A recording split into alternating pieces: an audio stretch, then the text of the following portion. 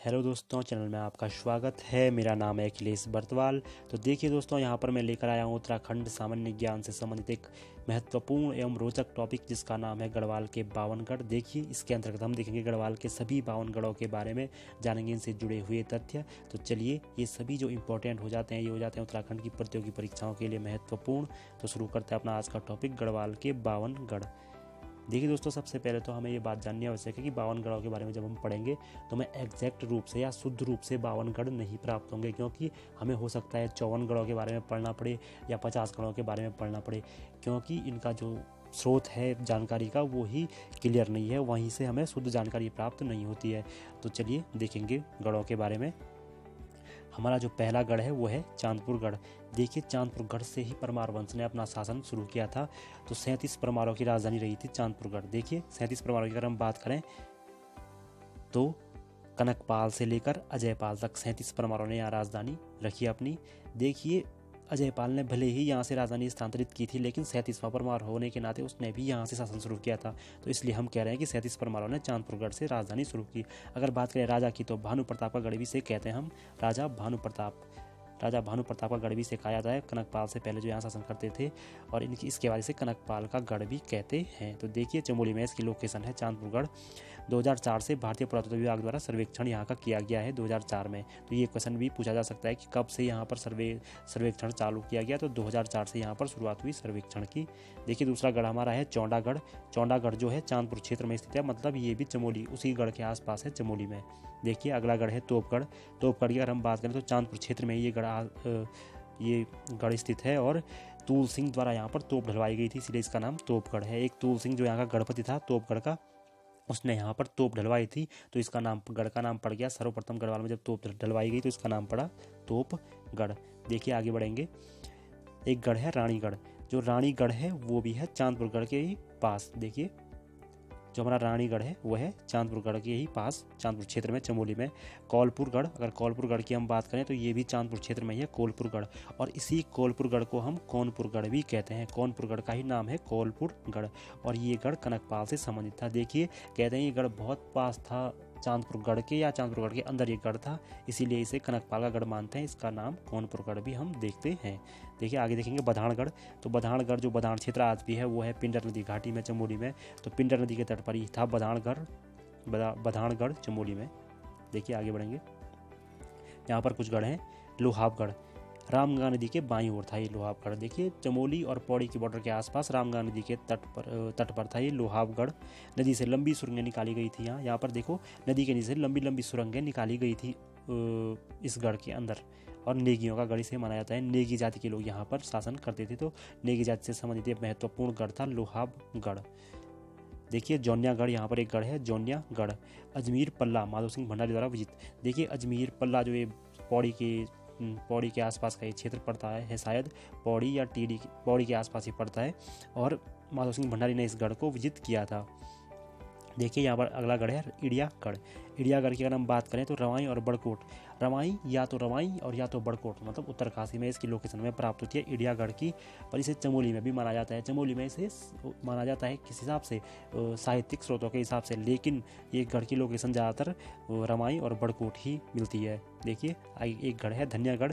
इस धन्यागढ़ की हमें सिर्फ साहित्यिक जो हमें प्रमाण मिले हैं वो मिले हैं, इसका लोकेशन हमें नहीं मिलता है। कई बार क्या होता है कि गढ़ों के बारे में हमें इसलिए भी प्रमाण नहीं मिलता क्योंकि वो गढ़ स्थित अब है नहीं, और उनके बारे में हमें पता सिर्फ साहित्य, उनके मतलब उस टाइम पर लिखे गए ताम्रपत्र या साहित्य स्रोत से पता चलता है। तो वहाँ पर सिर्फ ऐसा ही लिखा होता है कि मतलब राजधानी से इतने कोस दूर, राजधानी से बाईं ओर इतनी कोस दूर, तो हम सिर्फ अंदाज़ा लगाते हैं कि वह यहाँ पर रहा होगा, हम कह नहीं सकते कि यहीं पर था।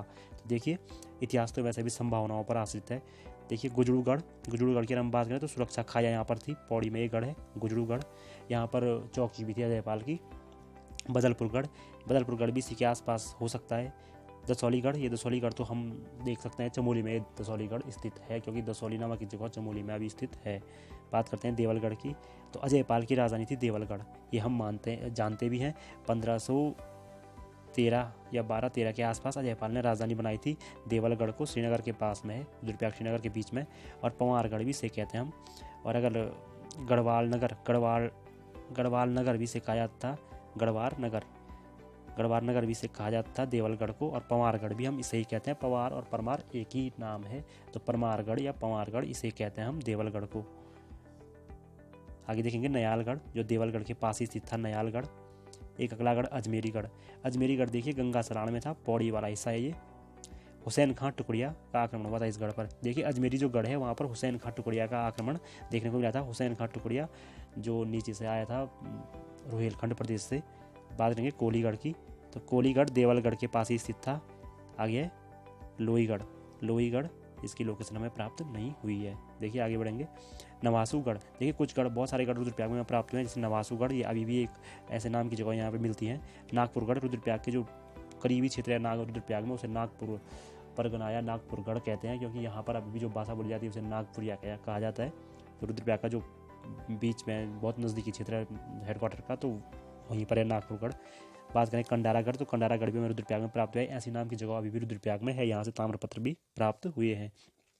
बात करेंगे लंगूरगढ़ और भैरवगढ़ की, तो कुमाऊं सीमा पर था, ये पौड़ी में शायद स्थित है लंगूर पट्टी, तो यहाँ पर ये स्थित था लंगूरगढ़, इसे हम भैरवगढ़ भी कहते हैं। तो क्वेश्चन प्रश्न पूछा जा सकता है कि किस गढ़ को भैरवगढ़ भी कहा जाता है, तो लंगूरगढ़ को भैरवगढ़ भी कहा जाता है। देखिए आगे बढ़ेंगे पावगढ़ महादेवगढ़। देखिए पावगढ़ को महादेवगढ़ भी हम कहते हैं, इसकी लोकेशन में प्राप्त नहीं हुई है। गढ़कोटगढ़, गढ़कोटगढ़ जो हमारा है बगद्वाल विष्णु से संबंधित एक गढ़ था, इसकी लोकेशन भी नहीं प्राप्त हुई है। बात करेंगे जौनपुरगढ़ की, तो जौनपुर क्षेत्र में स्थित था जौनपुरगढ़। अलगार और यमुना नदी का संगम है इस गढ़ के पास में, जौनपुर क्षेत्र में। आगे नेलचामीगढ़। नेलचामी नाम की एक पट्टी है टिहरी में, तो शायद ये टिहरी में ही हो। संगेला विष्णु का एक गढ़ था नेलचामीगढ़। अब बात करते हैं कटूरगढ़। कटूरगढ़ देखिए बालगंगा के ऊपरी क्षेत्र में स्थित है, तो टिहरी में स्थित था बालगंगा के ऊपरी क्षेत्र में। बालगंगा जो सहायक नदी है भिलंगना की। आगे बढ़ेंगे चौंदकोटगढ़। चौंदकोटगढ़ लोकेशन में प्राप्त नहीं है। बनगढ़ अलकनंदा के तट पर ही स्थित है बनगढ़, तो पौड़ी में इसके होने की संभावना बढ़ जाती है। चीलागढ़, तो चीलागढ़ जो है बालगंगा के बाईं ओर स्थित है, तो बालगंगा टिहरी, टिहरी में इसकी लोकेशन हमें प्राप्त होती है। भीलगढ़, देखिए भीलगढ़ की हमें लोकेशन प्राप्त नहीं हुई है, लेकिन ये सोनपाल का गढ़ था। 23वां जो परमार था जिसने राजधानी परिवर्तन किया था परमारों में, उसका गढ़ था भीलगढ़, या इसे भिलंगगढ़ भी कहते हैं। तो या तो इसकी लोकेशन भिलंगना घाटी थी, या तो ये रुद्रप्रयाग में स्थित था, लेकिन ज़्यादातर प्रमाण से ले जाते हैं ये रुद्रप्रयाग में ही स्थित था। इस गढ़ के राजाओं को हमने सोनवंशी शासक कहा था। सोनपाल ने यहाँ पर राजधानी स्थापित की थी।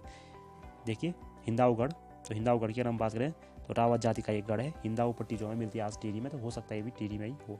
देखिए जहाँ पर ये गढ़ थे वहाँ पर जो नाम है अभी भी कई बार ऐसे नाम मिलते हैं, इसलिए हमने अंदाज़ा लगाया। अंदाज़ा भी क्या लगाया, हमें कुछ साक्ष्य भी प्राप्त हुए कि ये वही जगह है, या यहीं पर वो गढ़ मौजूद थे। आगे देखेंगे सिलगढ़।